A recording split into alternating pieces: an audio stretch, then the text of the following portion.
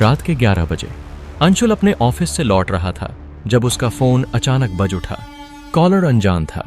पहले तो उसने नजरअंदाज करने की कोशिश की, लेकिन फिर सोचा कि शायद कुछ जरूरी होगा।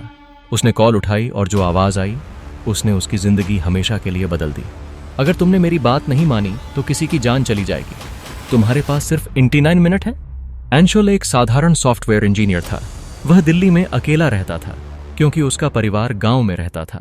ऑन ऑफिस से लौटते वक्त वह अक्सर थका हुआ होता था, लेकिन आज की रात कुछ अजीब होने वाला था।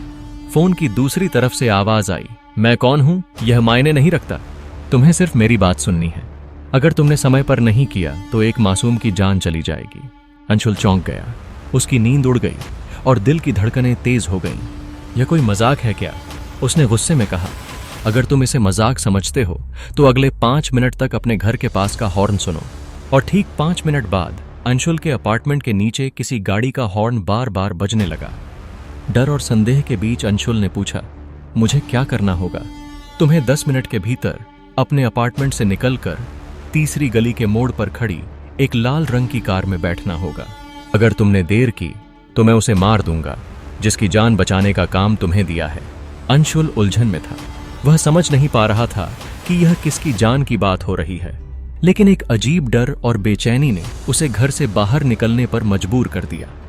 वह तेजी से नीचे उतरा और गली के मोड़ पर पहुंचा। वहां सच में एक लाल रंग की कार खड़ी थी। वह कार में बैठा तो पीछे से एक लिफाफा गिरा। उस पर लिखा था, कभी कभी हम जिनसे प्यार करते हैं वे खतरे में होते हैं, लेकिन हमें पता ही नहीं चलता। अब तुम्हारे पास सिर्फ 45 मिनट हैं। अगर तुम सच जानना चाहते हो तो इस पते पर जाओ। कार में बैठे हुए अंशुल को अपने बीते हुए रिश्ते याद आने लगे।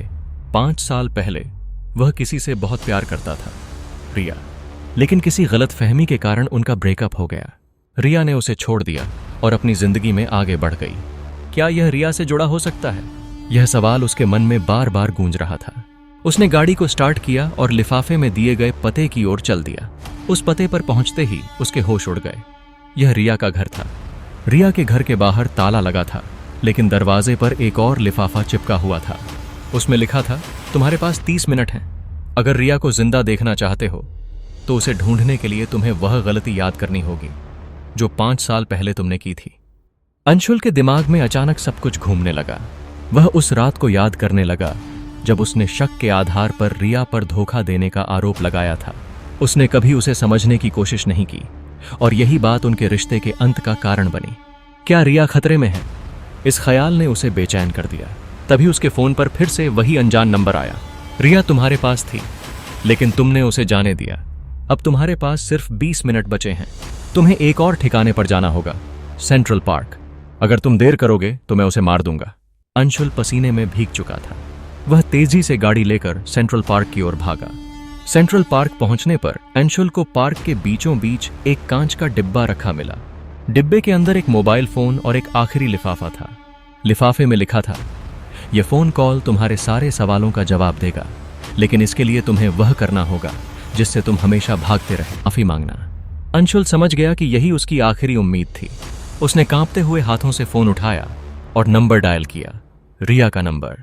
फोन के दूसरी तरफ रिया की कमजोर और थकी हुई आवाज आई, अंशुल, मुझे नहीं पता था कि तुम कभी फोन करोगे। अंशुल की आंखों में आंसू आ गए। उसने रिया से माफी मांगी, अपने हर उस गलतफहमी के लिए जो उसने रिश्ते में की थी। तभी अचानक वह अनजान कॉलर की आवाज फिर से गूंजी, बधाई हो अंशुल, तुम्हें आखिरकार समझ में आ गया कि माफी कितनी ताकतवर होती है। अब तुमने किसी की जान बचा ली, अपनी खुद की। अंशुल हैरान था। उसकी जिंदगी का सबसे बड़ा बोझ अचानक हल्का हो गया था। यह कॉलर कौन था? यह पूरा खेल क्यों रचा गया था? कुछ दिनों बाद अंशुल को रिया का एक पत्र मिला।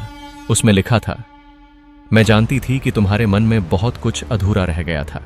यह योजना मेरे मनोचिकित्सक और मेरे दोस्तों की मदद से बनाई गई थी ताकि तुम खुद को माफ कर सको और एक नई शुरुआत कर सको। यह सिर्फ तुम्हें माफ करने की एक परीक्षा थी। अंशुल ने सीखा कि कभी कभी जिंदगी हमें दूसरा मौका देती है, लेकिन वह मौका लेने के लिए हमें अपने डर और पछतावे से लड़ना होता है। कहानी का यह आखिरी मोड़ न केवल दर्शकों को झकझोर कर रख देता है, बल्कि एक गहरी सीख भी देता है।